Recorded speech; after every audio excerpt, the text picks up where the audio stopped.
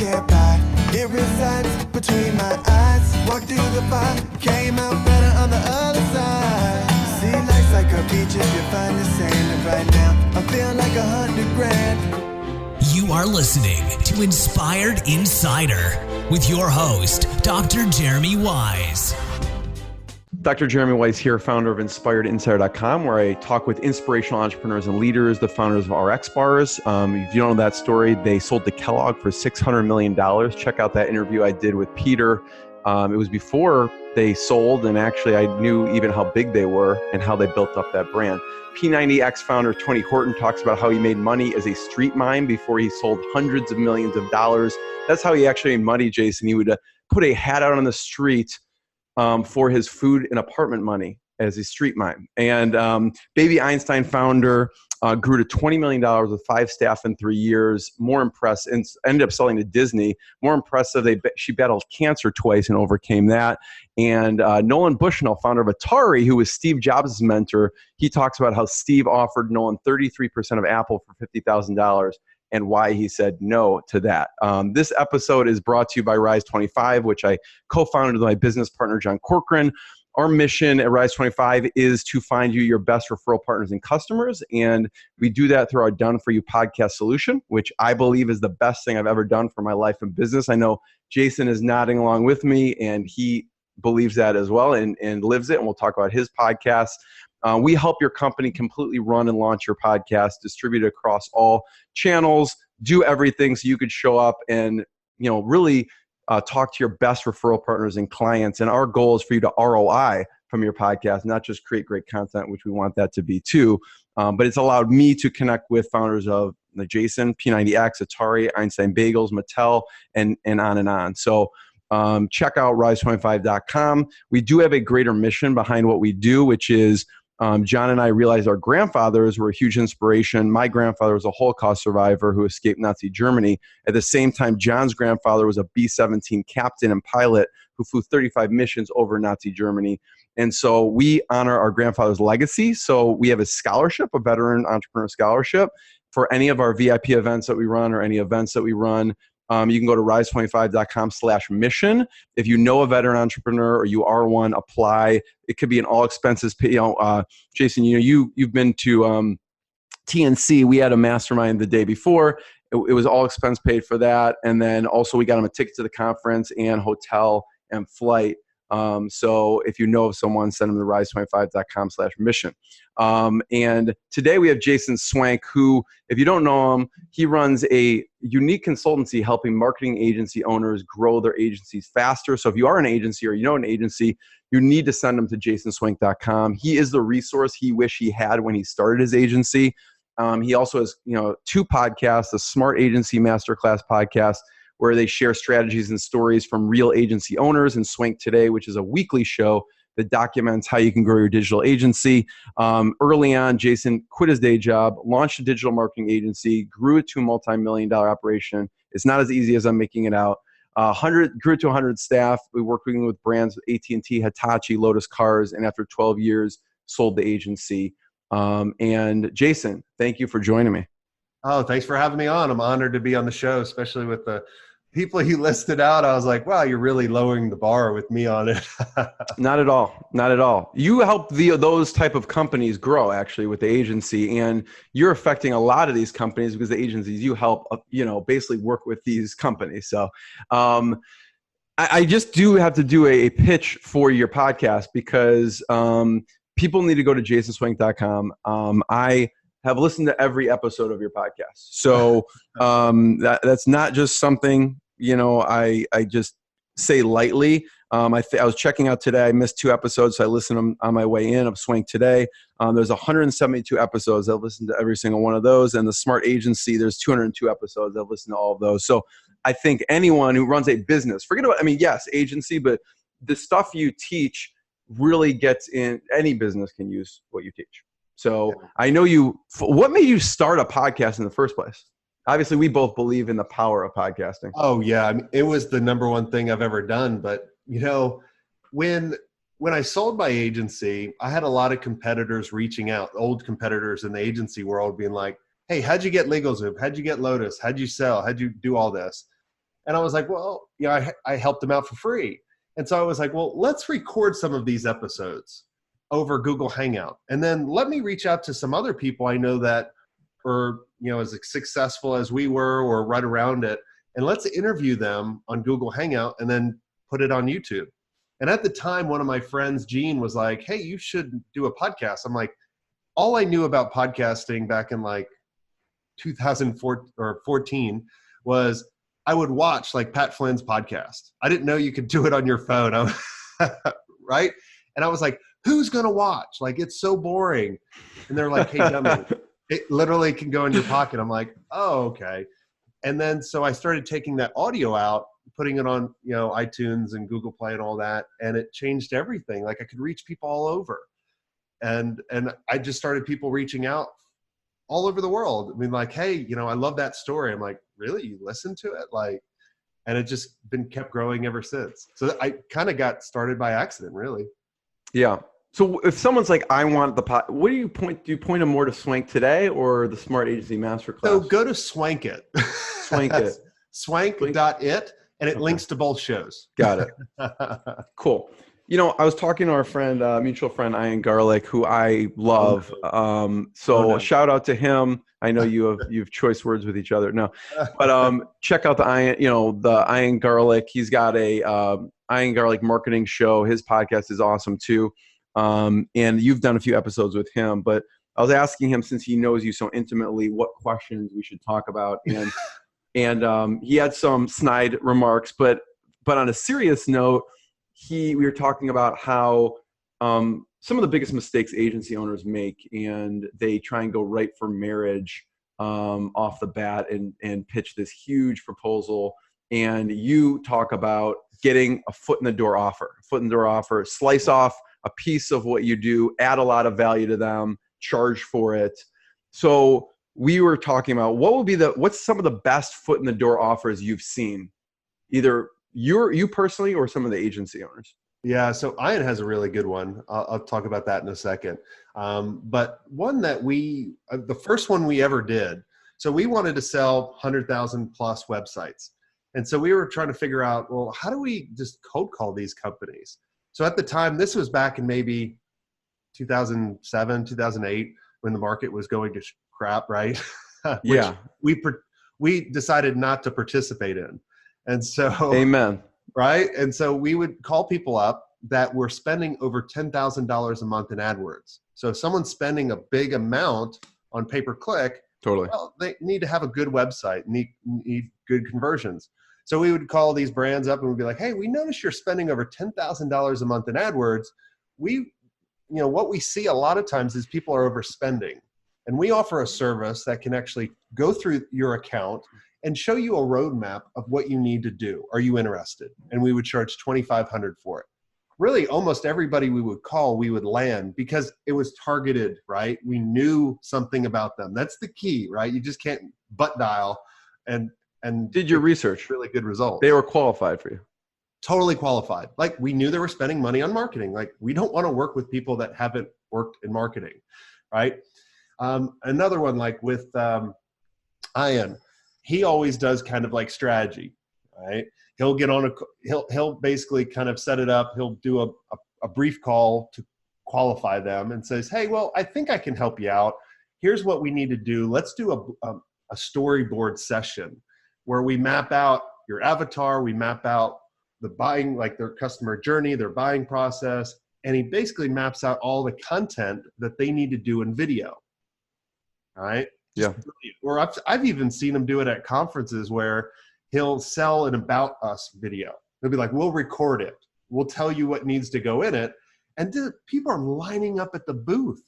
Yeah. And just, it's just easy money for him. So it's a small piece. He's really talented at it. I've hired him to do the blueprint session, road mapping session for us. And it's like, this is amazing. So carving it out. Yeah. And the other thing too, I remember Lotus Cars came to us to design a microsite for them. At the time, it was that 4-door Evora car. They were just like all their and cars. You're a car person too. So is that like a dream for you, like to get some of these? Oh yeah. Like companies? when Lotus came calling, like literally I would have been like, I'll do everything for free. And they even get offered, they were like, we'll pay you in a Lotus. I'm like, well, I can't pay my people. like, what do we have, this timeshare of a Lotus? But so all the other agencies, they would develop their pitch, right? And they were like, oh, we'll do this car, or, you know, this website, this microsite. And we're like, well, let's step back. Let's do a strategy session. Let us come to your office. Let's go through everything that you need.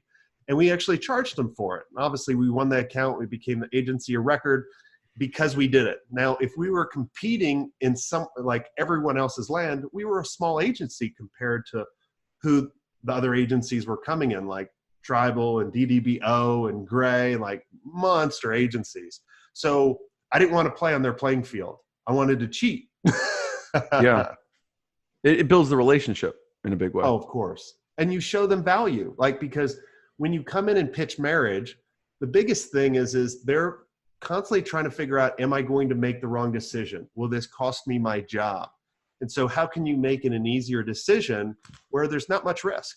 Yeah. Yeah. If you pitch marriage first, I mean, I remember when I met my now wife, I knew when I first met her that this is the woman I was going to marry. If I told her that, would have freaked her out and it would have been really creepy. So that's what people are doing when they are, you know, pitching marriage on the first time with, you know, a company. Oh yeah. And it would be the reverse too. Like if a woman was like, I want to have babies with you, like on the first meeting. That would scare men even more. That would be even scarier from the male side of things most of the time. So any great stories from, because I know you have an amazing mastermind and a group of agency owners, any ones like maybe a before and after that you could think of someone who's like, here's what they were doing before, they were pitching this whatever $20,000 project, and here's what their foot in the door offer looks like now. Yeah, we had a member, Jack, where he was pitching marriage right off the bat, and he had a sales team, and his sales team was struggling. He had a long sales cycle. And I said, look, let's slice off part of your offering, and let's have that salesperson and your sales team sell that. When they start doing that, they now have a waiting list, and they can pick and choose the perfect client. And it also got rid of like those clients that, you know, you work with. And if you're in a long-term commitment, you're like, oh yeah, crap. Like it's a dating phase, right? Oh yeah. Because, you know, I have a motto that there's no such thing as a bad client. There's only a bad process or a bad prospect. And most of the time it's a bad prospect. So if you can kind of use this as a filter, be like, man, this person's a complete nightmare, right? Like, be like, yeah, here's your plan. Can't help you out. Like, right. They pay for it. You give them the plan, you hand it off. And it's like, you know, it ended after the first or second date type of thing. Yeah. What the result was he grew his revenue by over 400% that next year. Wow. So like in Ian's case, video, like a large video packages, and he did the About Us because that's the people wanted it. What were some of the other specific things you've seen? I don't know, because you help a lot of different types of agencies. So if it's like, a website agency, what do you recommend is a good front end? What would be a good like front? Yeah, on a website you could do around the pay-per-click audit, right? And we outsourced the foot in the door to someone else. Now, let's say you're a Facebook agency, right? Amazing foot in the door would be like, hey, would you like me to build you a lead generation system and map it out for you? Like, would you like me to map out a lead generation system? Yeah. And then the best foot in the doors are you doing it with them. Not like you go off into your closet and then come back and like present it to them, because they don't have that much buy-in.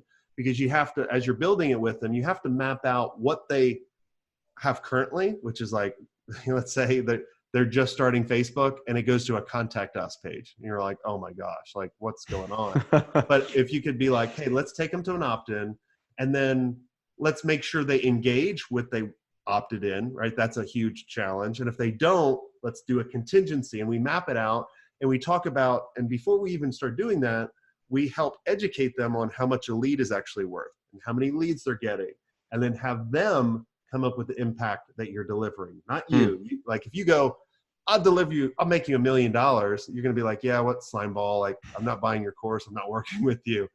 But if you can get them to be like, oh man, like, so if we do this, like I can make $1 million extra.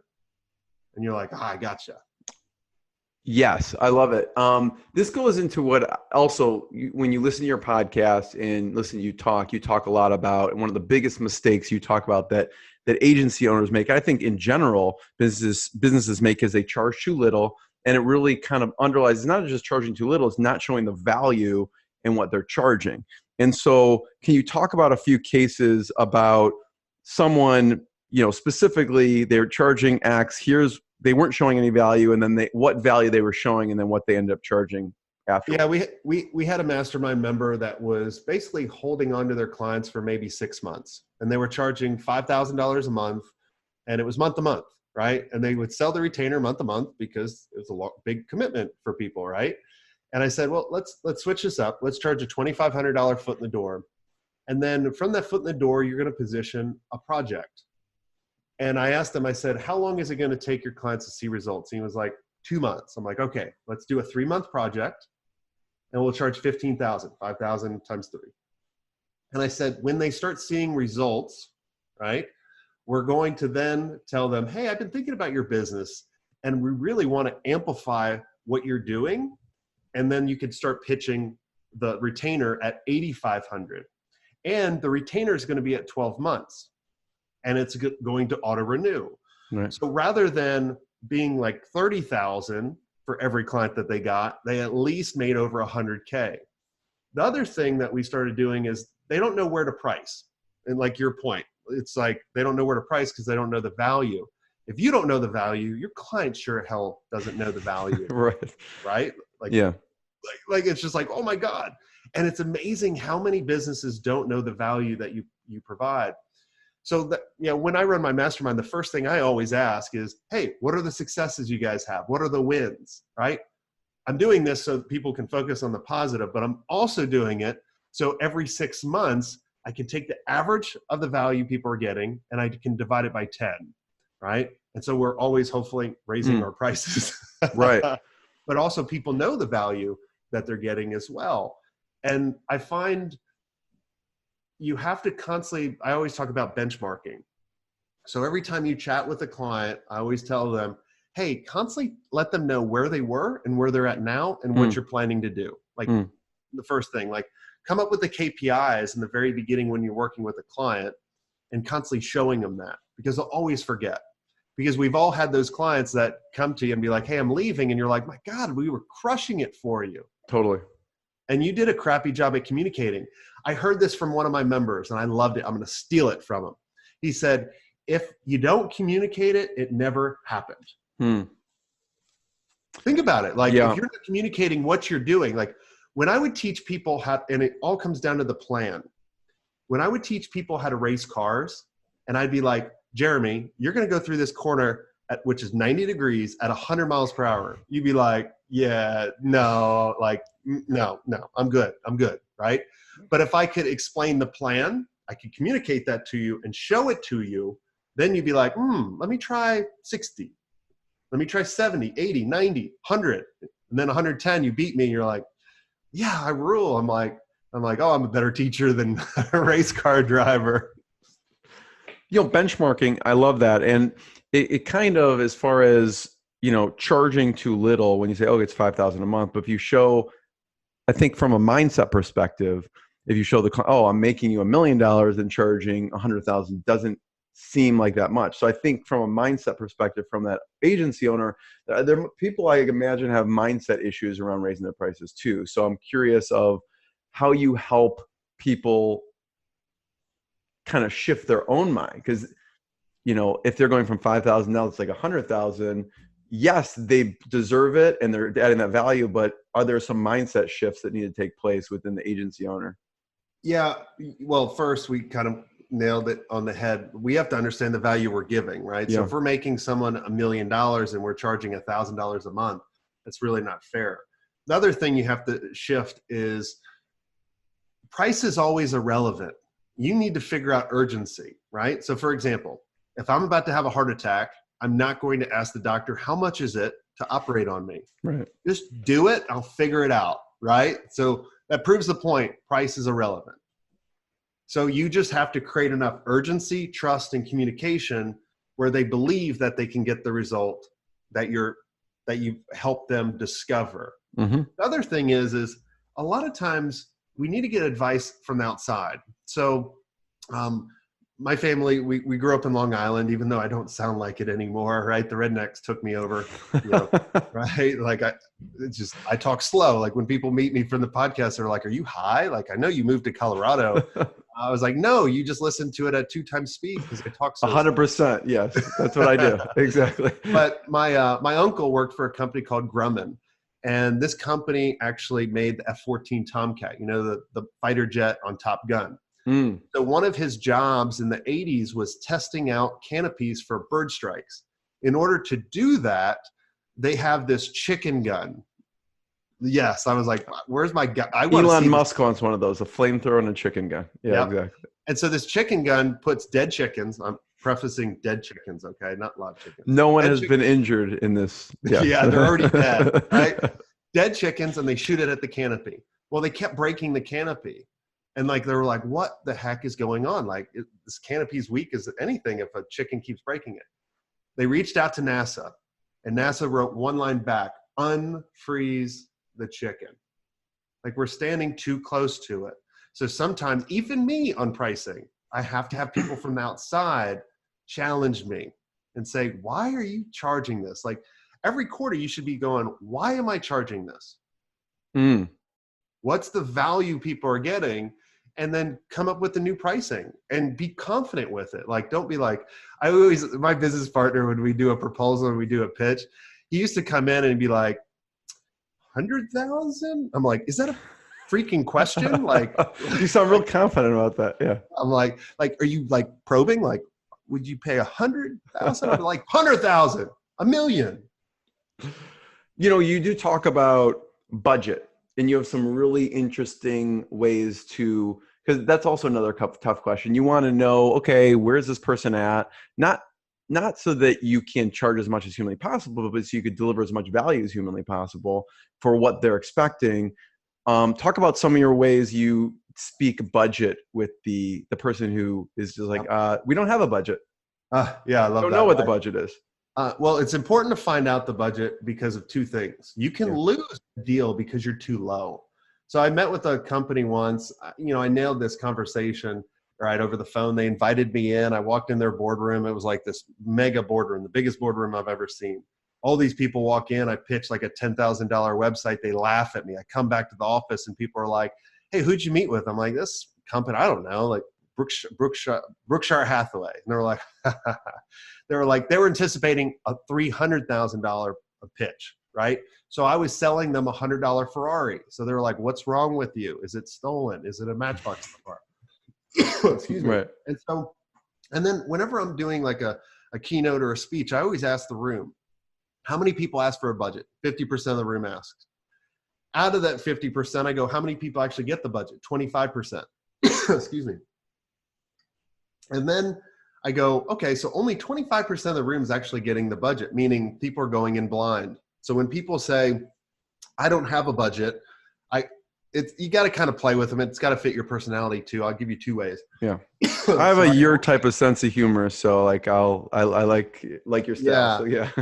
And so I'd say, I love working with people that don't have a budget. So we don't have to worry about how much money we spend. We can test out all kinds of new innovative ideas.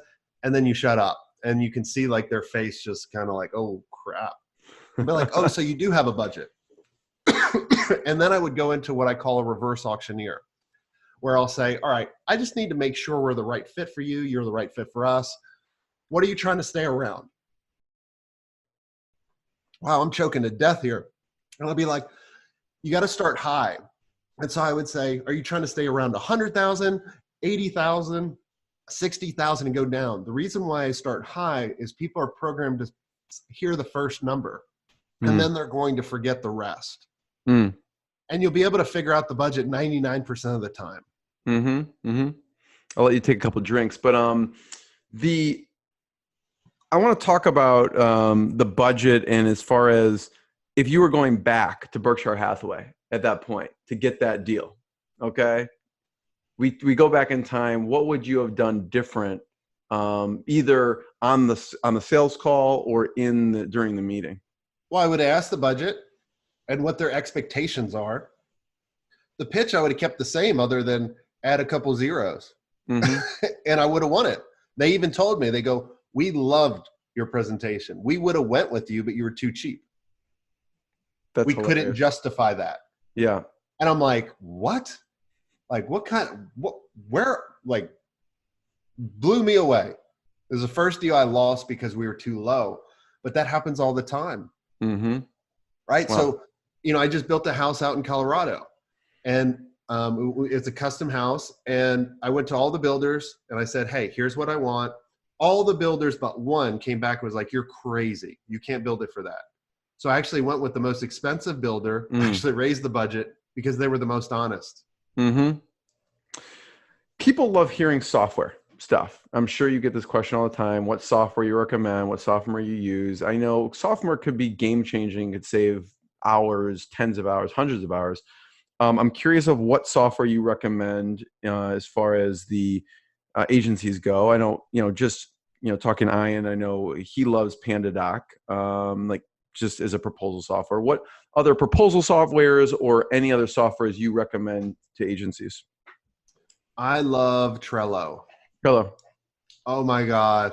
I'm such a visual person, and for process and, SOPs and just like our content calendar, even our communication portal that we set up with our clients to be like, hey, here's the strategies we're going over. Here's the meeting notes. Here's what you need to do. It's just game changing, and you can set up a lot of automation. So like when we have a client sign up, it automatically creates the Trello board based off a template that we have. I mean, it's just amazing. Mm-hmm.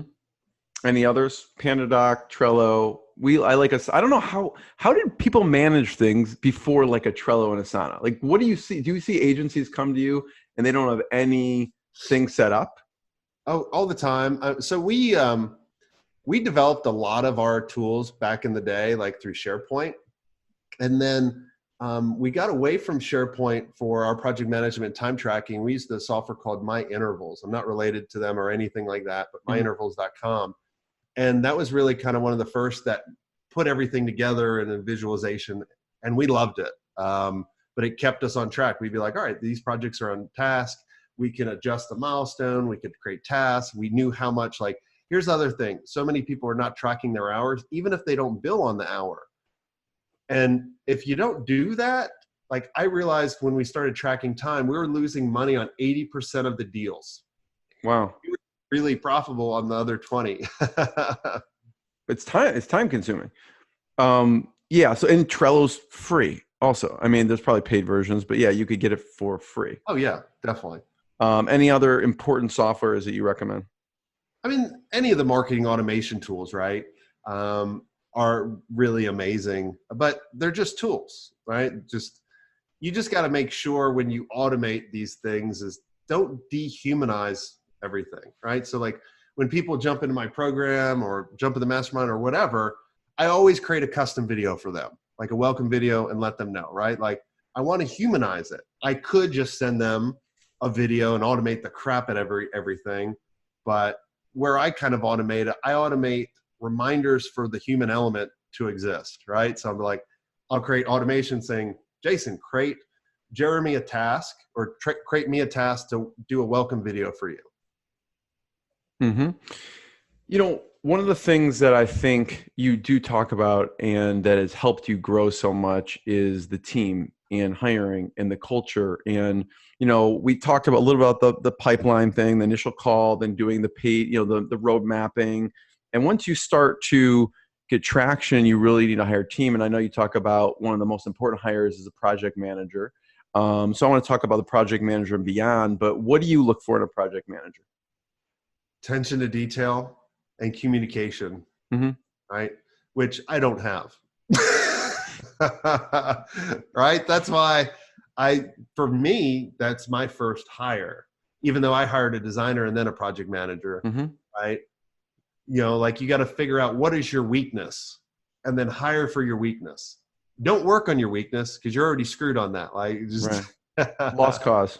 Yeah, it's the lost cause. It's kind of like if Walmart worked on their weakness, right, which is bad customer service and paying their people like crap, If they fix that, that means their low pricing, which is their strength, is going to be affected. Right. And now they don't have a competitive advantage anymore. So, figure out what your weakness is and hire for that. Another thing though, is you have to have clarity of where you're actually going. So imagine you're on a boat from New York to London, but you don't tell your team you're going to London. You drive the boat for 5 hours, and after a while you get tired, you have to go to sleep, but you tell your team, wake me up if the boat changes course. So if you've been on a boat, it changes course every minute. So they literally keep waking you up. You keep having to adjust your heading of where you're going. But if you just told them where you're going, you could sleep like a baby, right?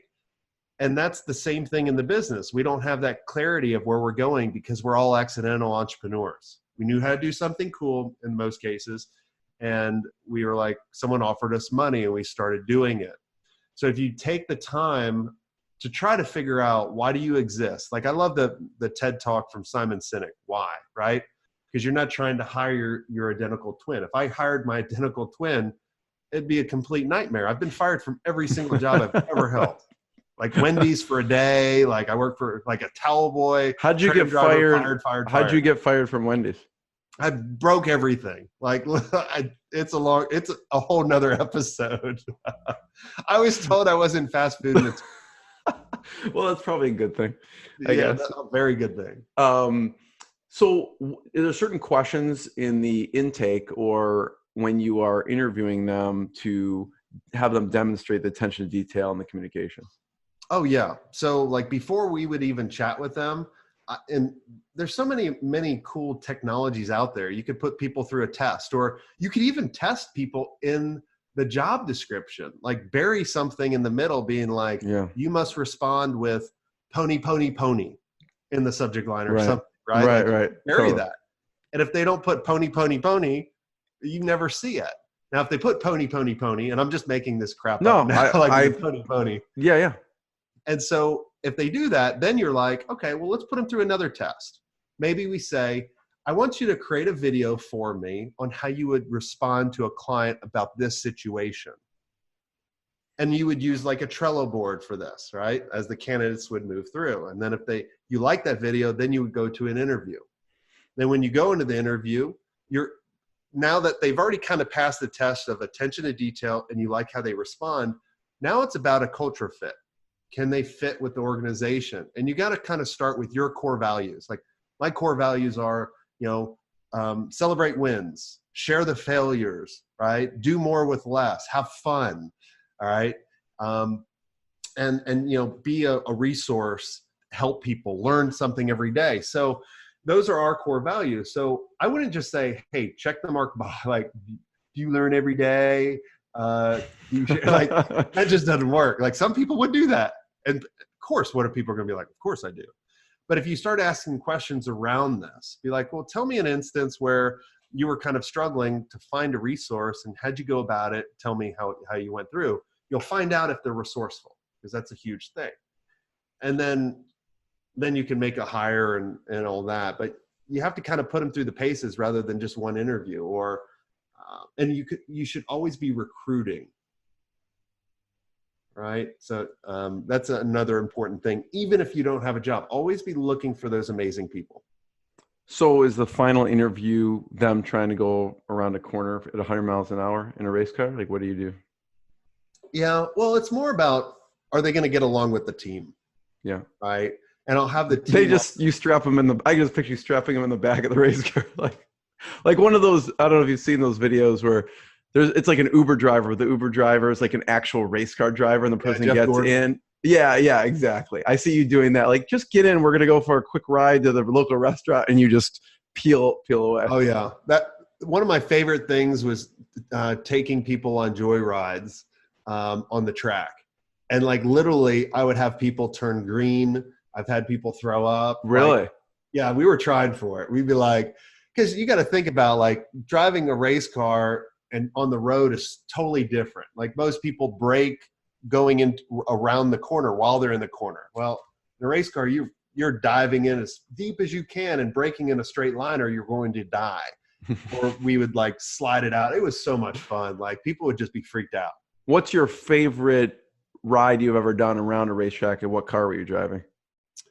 Well, my favorite race car was my 1966 Mustang, right? Like, I just love old stuff. And just, you had to drive this sucker with the throttle. There was no ABS, right? Like, because we drive Corvettes or Porsches and that kind of stuff. And I mean, it's hard to get the car to spin around because it's just so smart in the technology they have today. But in that car, it's like no power brakes, no power steering. Like, dude, you sounds dangerous. Like, gas is leaking into the, the cabin. Like, I was on fire once. So are you serious? Oh my God. Tom Cruise. How did you get into race car driving? I bought a Mustang, a 2002 Mustang. That was my first kind of car I bought. And I started a Mustang club because I was like, I need to meet other Mustang people. And so another Mustang club invited us to a track day where you just take your everyday driver on the track. And he took me for a ride to show me. Like, I remember putting on the application because they put you in groups. And I was like, they was like, what's your experience? I'm like, Forza on the Xbox. And that obviously put me in the lowest group. And he took me around in his 66 Mustang. And I thought it was the coolest thing. And so that next week I was like, I got to go buy an old vintage Mustang and I'm going to turn it into a race car. And just started progressing, through regular track days to time trials. And then obviously to wheel to wheel, where it's not safe. That's why I don't race anymore. The dream squasher, wife. 2 kids and a wife, right? Told me to get out of it. And it kind of goes to you have a digital agency experience. I think it's digitalagencyexperience.com, which it's not just learning in a boardroom or something, but it's experiential. If you want to talk a little bit about that, if anyone's interested, you can go to digitalagencyexperience.com. But talk about, there's a core curriculum, like what stuff you go over, and then there's an experiential side of it. Yeah. Well, there's what we're doing is we're getting amazing agency owners all together to experience something a little bit different. So we're talking about what's working, what challenges are you having, but throughout the day, we're doing things that challenge you both mentally, but also physically. So everybody comes out to my house in Durango, Colorado. We own 55 acres on top of this mountain. And so like one of the experiences at the end of the day is hiking up this mountain. Well, it's a pretty steep grade. You got to avoid bears and mountain lions and stuff like that. You have to sign a big waiver. Right? But it's like we get up to the top of the mountain and then we can see New Mexico, right. We can see Colorado, like we can see Utah, all these amazing things. And like you're hiking on land from the Pueblo Indians, from thousands of years ago, which is pretty cool. And then, so we do that for 2 days. And then the last day is just fun where we take everybody out to some old mining towns, old ghost towns that still have structures from 150 years ago that you can walk in. They have jails and all this amazing thing. And we ride ATVs and side-by-sides. And then we rented out a steam engine, the caboose of it, that takes us back through the mountains, back into town. So it's just a way to experience the amazing Colorado. Like, I love being in Colorado and I want everybody to experience the beauty that we have, but I also want you to be able to connect with amazing people, let you know that you're not alone, but also to see what they're currently doing and what's working for them. And how can you use that framework and build on that foundation? Yeah, totally. So people could check it out. You're very restrictive. 1, they're coming to your house. 2, it's going to be a very small group. So if you're interested, go, and there's probably an application there and you have to talk with a team and everything like that. So, but if you are interested, check out, digitalagencyexperience.com. Jason, from the hiring piece, the most important thing, especially when you have 100 people, you said, you want to communicate the vision, you want to lead the team. What are some things you do to keep rock stars, to incentivize staff? Let them grow, let them feel significant. If you hire the right people, you don't have to worry about motivating them. You just have to worry about demotivating them. Right.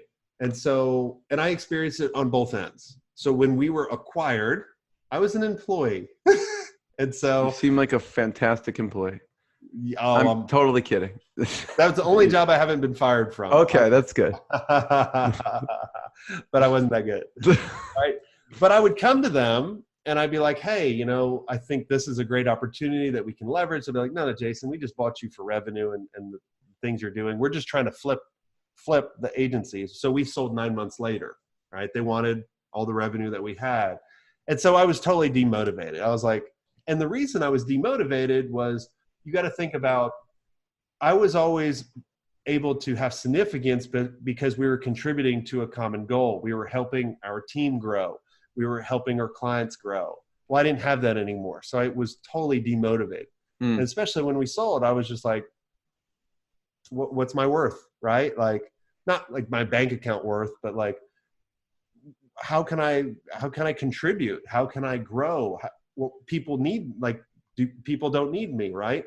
So you want to do that with your employees and your team members and be like, and one of the best things I learned was never delegate tasks, delegate outcomes. So people can, So give me an example. That's yeah, I like that. So let's say we wanted to launch a podcast, right? If I literally, or let's say I wanted a better thing, because that's more task oriented. Let's say I went to the team, I said, we want to grow our business. And in order to grow our business, I want you to create a podcast. I want you to create a YouTube channel. Like, those are all tasks. But if I said, our vision is to be the #1 resource in the world for agency owners. We want to create a resource we wish we had, and we want to reach more people. How can we do that?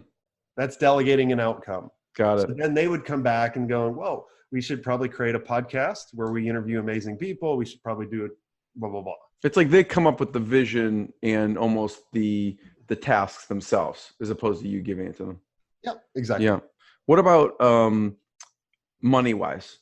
What are some good structures as far as incentivizing money? So every 90 days, like, we would live and breathe by quarters rather than years, right? Who cares about the year goal? I mean, obviously it contributes to it, but we would say, all right, here's our company's goal, both in revenue, but here's also our create goal. And then we would communicate that to our team, which would be our leadership team. And then our leadership team would come up with their 90-day goals based on that, of like, how can we get the company there? What are our personal goals?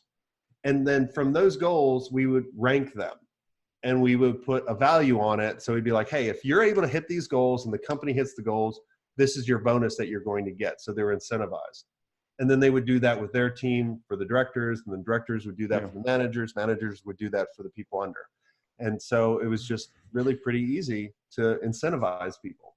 And I like, you do talk about this a lot in the podcast. I can't say enough about that. Go to jasonswenk.com and check out the podcast he has. But you talk about, people have this, I don't know, they say, whatever, I'm a $5 million agency or $10 million agency. You really harp on, it doesn't matter what your gross revenue is, it matters what you're keeping and worrying about your profit margin. And so worrying about the profit margin, how do you decide you want to pay those people, those team members, as much as you can bonus wise? How do you structure it so that you're, still keeping a healthy profit so you keep the business going? Well, you got to think about your #1 asset is your people. Yeah. Right. You're really, if you own an agency with a team, you're really an HR person. Honestly, right? You're in the HR business. You're not in the agency business. Yeah, totally. Clients and people. And so, yeah, the top line revenue doesn't matter. I always laugh when I talk to, like, I remember I was talking to one of the big partners for HubSpot, their agency. And, they're around 10 million, but their profit margin was like 1 or 2%. And I'm like, that's not good. Like, I was like, I make more profit in a month. Like, that's horrible. Yeah. And so, but they brag about it, or people think success is how many people you have. Right. Success is whatever you make it. Right. I like kind of the significance. And in order to be able to do more, you need more profit, and you need to focus on EBITDA or net profit, not gross profit, right? Like, you need to know those numbers as well. But, net profit is everything. Like, that's your blood going through your veins. Like, you don't have that, you're screwed. The oxygen. Yeah. I talked to a bunch of agency owners in the past 2 days to see what would you ask Jason. Some of them had saw your talk that you gave in New York, and there were 3 or 4 questions people had. One was about onboarding, and I guess a general question, but they were wondering, like, the onboarding process, like once you do all this work and get the client, and how do you make the smoothest onboard? And the onboarding process for an agency could be intense because you're now having to deliver on this whole thing that you mapped out. So I don't know if you have any general tips on streamlining or, just compressing that onboarding process. Yeah. So, and I go into, if there's more detail that you guys want, make sure you go check out the agency playbook, because we have a whole system for that. Okay. But where can they find that? Yeah, just go to jasonswenk.com and just click on playbook. Playbook, gotcha. Okay. You guys will see that. So, yeah. But the biggest thing is think about when you're onboarding, what is your client that you just sold? What are they thinking right off the bat? They're thinking, did I make the right decision? They're literally going to the negative part. So you have to over communicate to them. That's why I always create a custom video. But on the onboarding process, you should automate a lot of this, right? You should look at going, what could we use technology for in order to make sure we don't miss out on anything? So we used to have a document, and hence now, like in the playbook, we give people a Trello board that goes through everything. And it's like, all right, Mr. Client, here's where we need to start. It literally goes through the whole plan, and it creates a check mark of everything that they need to do for you in order to be successful. It also goes over what are the KPIs that they're looking at, what's their expectations, who are the contact people that are going to be involved in this project. If it's committee, God bless you. Like, good luck with that one. Yeah. Like, here's all the things. It lays out everything. So you got to over communicate it. Remember, like my mastermind member said, if you don't communicate it, it's not done. Yep. And so you just have to document the process, and you have to build it over time. So when you go through and you make a mistake, which you guys are always going to make mistakes, be like, how can I adjust our process to avoid that?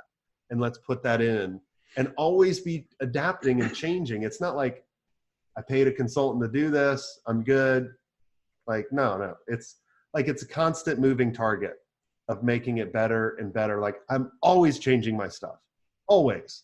If you don't adapt, you die. The other one someone asked is, you talked about in your talk about the personal brand being so important in building an agency. Yeah. So they said, I remember that being my favorite part of the talk, and yours was they resonated with whatever you talked about the most out of that whole conference. Not to make your head too big, but they couldn't remember exactly what you said about the personal branding side. Yeah. So you got to position yourself as the person of authority, but you got to be kind of careful on that, right? It's kind of like, I used an example in there. I was like, imagine if I came up to you in the conference, Jeremy, and I said, hey, I'm Jason. And then you are, Jeremy. It doesn't matter who you are. Let me tell you how perfect I am, right? Like, I'm doing The Rock, right? And like, all I do is talk about myself. I'm positioning myself as the star in their story. And that's, it's kind of the framework that Donald Miller talks about at the Story Brand, which I like. We've been doing that for years. And so everybody's positioning themselves as the hero. And so you're positioning yourself as Batman. If you position yourself as Batman, you're making them Robin. And literally, I asked in the audience, I said, who dressed up as Robin for Halloween? And there was one person. I was like, I was like, I'm sorry. Like, did your mom dress you? like no one dresses as Robin, right? But you have to position yourself as Alfred. And in order to do that, like, you have to pick a niche. Yeah. You have to know that niche. You have to have passion. Like, I live and breathe about agency life. Like, I love it. Yeah. Like, I'm thinking about it all the time. If I go for a hike or a mountain bike, I'll be like, oh, I need to write this down and create this content to help people because I thought of this idea. Like, you have to get into that point. It's the same thing like with Gary Vaynerchuk. Now, people struggle with this because they don't know what to create, right, for content. But they don't know what to create because they probably haven't narrowed down into a niche that they really have passion or knowledge in. they may have taken someone's BS course and they'd be like, here's the most profitable niches for agencies. No one can tell you a niche. You have to figure that out. And it takes a while. Like it's not overnight.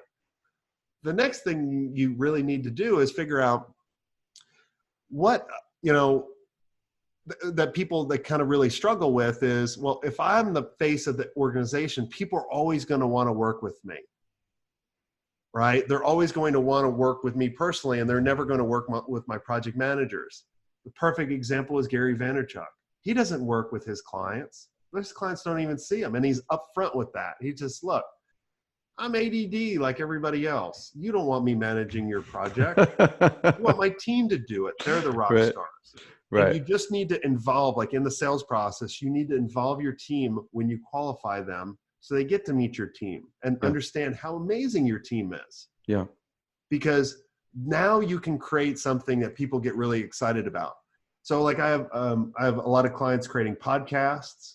I have one client, Zach, he created this building manufacturing podcast, dominates. Now he gets paid, in order to, people are like, they chat with him. They're like, oh my God, is it really you? You're going to show up? He's the authority. He's the authority. Yeah. Right. So obviously they want to work with the agency that puts out the information, not just because of, they know how to do the information, but now they trust you. They understand the plan. Totally. I have one last question, but I know you have to run. So I want to point people towards jasonswenk.com or swenk.it if you want the podcast. Jason, thank you so much. I want to be the first one to thank you. Fantastic. And, I really encourage everyone to check out what you have going on at jasonswenk.com. Oh, thanks so much, man. Great questions. You did your research. 375 episodes later, that's what it is. So people will and should listen to it. So I appreciate it. And, check it out, and the digitalagencyexperience.com. Jason, anyone should check out jasonswenk.com. But I want to talk about some horror stories and some tough times, because this is really what, makes us flex our muscles as an entrepreneur and leader. So what were some of the horror stories, tough times in agency? Well, I remember one. This is actually kind of a funny story. So we actually changed our billing terms to really kind of get more paid faster from our clients. And we would never do any creative until we got everything from our clients. And so this one company, I think this was back in 2006, we pretty much got paid for everything, like maybe $80,000 or whatever, but they never got us the information what we needed. So we were just on hold. Well, we sold the agency in 2012. They actually contacted us in 2014 saying, I finally have everything. And I'm like, how many years later is it? I think it's a little late. Like, wow. We've been sold a couple times. And so that was just a funny story. But, a horror story was, and this happens to everybody, right? Like we get a big deal and we get real excited, and the client says, what? Checks in the mail. So we go ahead and do work. We trust them. We'll leave the checks in the mail. We spend like $100K on building this application, and we keep getting excuses, checks in the mail, checks in the mail. And then finally we turn over the work, and then they get crickets. We can't reach them, right? We put all those resources on it. We actually went over scope, and literally it almost killed us at the time. So those are a million other stories. So make sure to get paid up front or get paid a portion. Always get paid in advance at certain milestones. And when people say the check's in the mail, hold up and be like, hey, we'll wait for the check. Yeah. And then exiting wise. Alternative methods. Yeah. Exiting wise. I know you had a few tips. Exiting wise. No or no. You have that written on your wall? Oh my God. Yeah. So, but hey, it was a lesson learned where I can keep other people from being burned. Like it cost me millions. I still did well. All right. So don't feel bad for me. I'm not crying for you. No. So, but literally I've been able to in my life to hit pretty much every goal I've ever wanted to go after. But when you're bought and they put a certain thing based on performance and they're going to pay you over time in order to hit the valuation that you want, like you're out of control. Like they totally dictate what goes on. And that was the case where I didn't have any control. So we didn't hit our numbers, and literally they sold the second time, and like to the day, had it work is like, if we dip below this, we wouldn't get right. And we literally dipped below for like a day, and that was the day that they sold. So then it cost us a lot of money. So don't be happy with the cash up front and the guarantees, and just assume you're not going to get the earnouts, because it will cost you millions. Cool. Everyone check out jasonswenk.com, all the podcasts. You should listen to every single episode. If you don't, you should feel bad about yourself. So Jason, thank you. What I got, you can't buy. It resides between my eyes. Walked through the fire, came out better on the other side. See, life's like a beach if you find the sand. And right now, I feel like 100 grand.